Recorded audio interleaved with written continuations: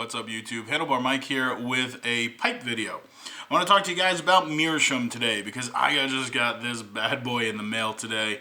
I absolutely love this pipe. It is a Meerschaum pipe. It is from Turkey. I'm going to put a link down below for the website that I got it from. It's a guy I've been following on Instagram that carves all of these. They're absolutely beautiful.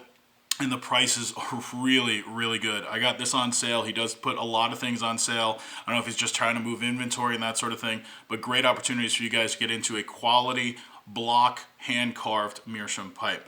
It is a jester. It's a skull. He does skulls really, really well. He's got a lot of other things as well, traditional faces. He has some skulls with tentacles, like Kraken style and stuff like that. Big pipes, small pipes, so forth and so on. Again, from great prices. I'm going to put a link down below. Go check them out. But I want to talk to you guys about the history or the evolution of my Meerschaum pipe smoking and actually what the heck my Meerschaum is. So let's talk about what Meerschaum is first. First of all, it is comes from a German word. Meerschaum is a German word that actually means sea foam. Why does it mean sea foam? Well, from what I've seen online, the research that I found online is it was originally believed to be the compressed white caps of waves. And it was originally found floating on the surface of the Black Sea. So they've actually linked it through mythology to Aphrodite, and they were originally believed, through the mythology that it was compressed white caps of waves. I think that's awesome. In actuality, that is not what it is. It is technically hydrous magnesium silicate. It is a substance that's almost like a clay-like substance that can be mined out of the earth. These mines can go down up to about 100 or 450 feet from what I've seen through different clays and sands and stuff like that to find it. There are two main mining areas right now. There is Eskişehir, Turkey, as well as Tanzania, Africa. Those are the two main mining areas for the Meerschaum itself.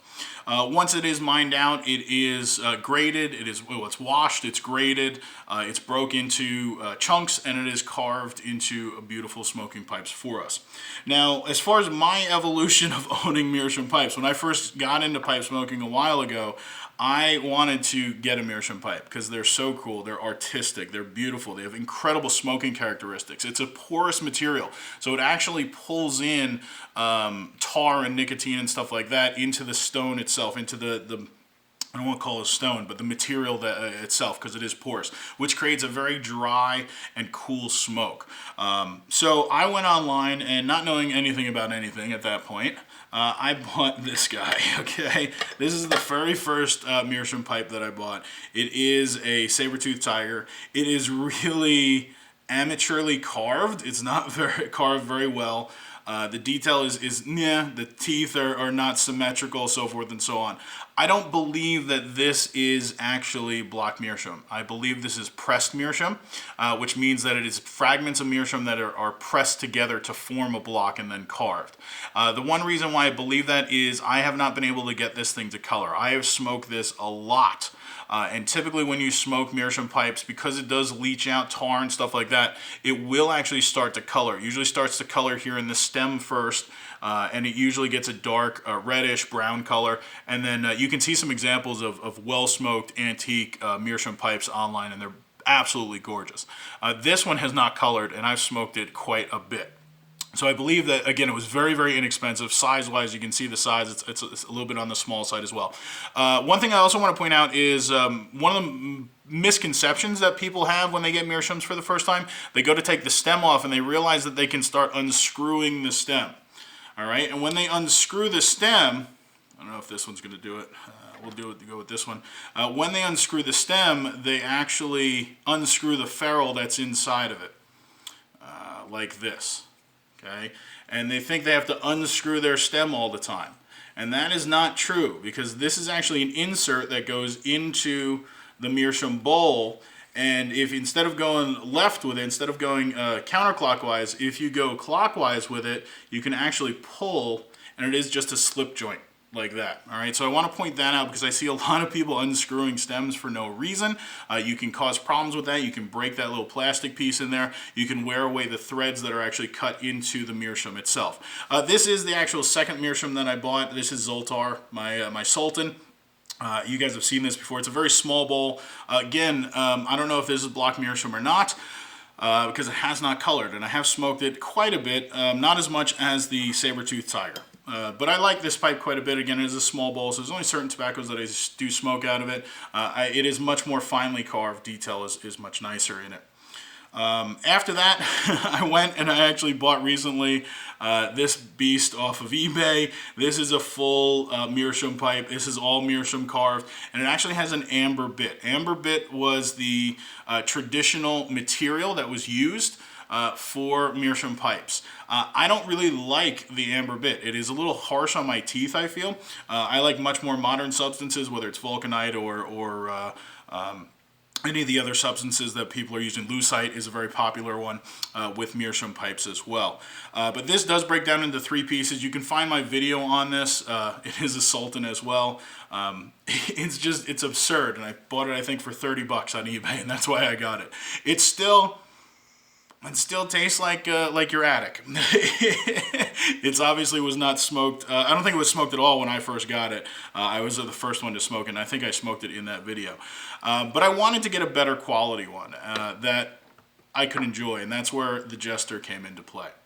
And that's where I went and got this guy from. Meerschaum is also used in Africa. Besides pipe manufacturing, there are incense burners that are made in different parts of Africa, Somalia, places like that. That is a very traditional incense burner that is made from the Meerschaum material as well. Overall, it's a great substance to get for pipe smoking. Now, the earliest instances of Meerschaum pipe date back to 1723.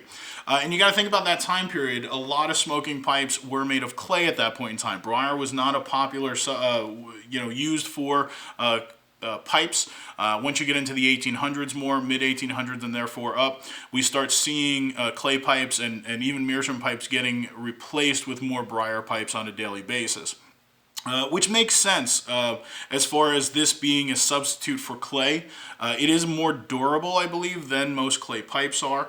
And it can be, it's not molded, where clay pipes are not carved. They're typically molds that are being made, and the clay is pressed into those molds.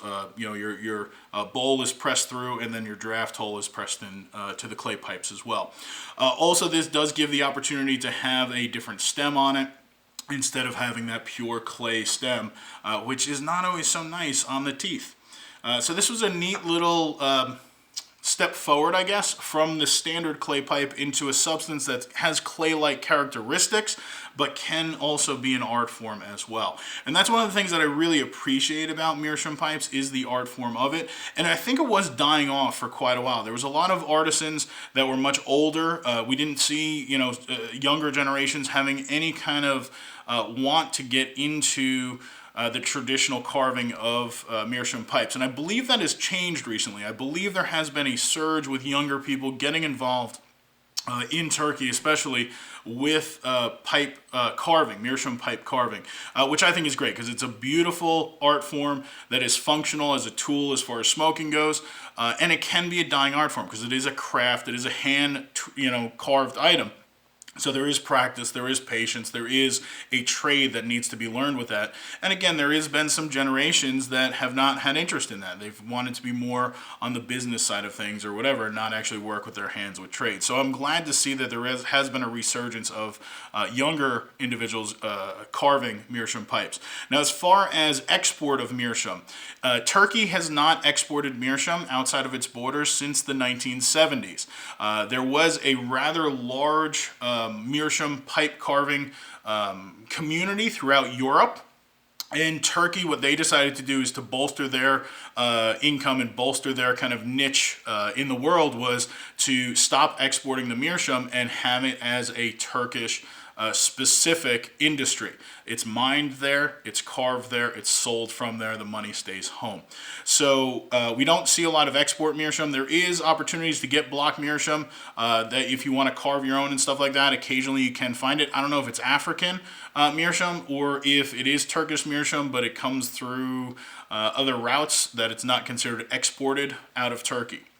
I'm not 100% sure on that. Okay, but that's what I know about Meerschaum. They come with cool cases in most cases. This guy came with this big burgundy case, which I think is kind of neat.